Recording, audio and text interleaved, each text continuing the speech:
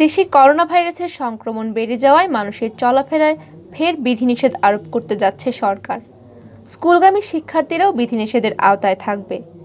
Corona virus প্রতিরোধী অন্তত এক ডোজ টিকা নেওয়া ছাড়া ১২ বছরের বেশি বয়সের কোনো শিক্ষার্থী শিক্ষা প্রতিষ্ঠানে যেতে পারবে না বলে ২-১ দিনের মধ্যে সরকারি নির্দেশনা আসছে।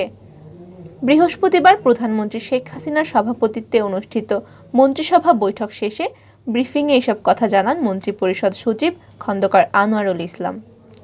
ভিডিও কনফারেন্সে গণভবন থেকে প্রধানমন্ত্রী এবং সচিবালয়ে মন্ত্রিপরিষদ বিভাগ থেকে মন্ত্রী ও প্রতিমন্ত্রীরা বৈঠকে যোগ দেন। সচিবালয়ে মন্ত্রিপরিষদ বিভাগের সম্মেলন কক্ষে খন্দকার আনোয়ারুল বলেন, বাড়ির বাইরে মাস্ক ছাড়া বের হওয়া যাবে না, টিকা ছাড়া কেউ স্কুলে যেতে পারবে না। কোভিড সংক্রমণ আরও বাড়লে গণপরিবহনের অর্ধেক যাত্রী নিয়ে চলাচলের সিদ্ধান্ত হবে। তবে ভাড়া বাড়ানো যাবে না। রাজনৈতিক, সামাজিক ও ধর্মীয় অনুষ্ঠানে সীমিত জনসমাগম করতে হবে।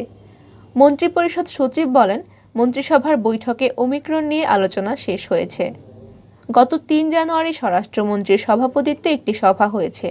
সেখানে যে বিষয়টি পয়েন্ট আউট করা হয়েছে সেটা হলো ভ্যাকসিনটা আরও জোরদার করতে হবে। বুস্টারকে আরও কীভাবে কমফোর্টেবল ও বিস্তৃত করা যায় সেটা দেখতে হবে।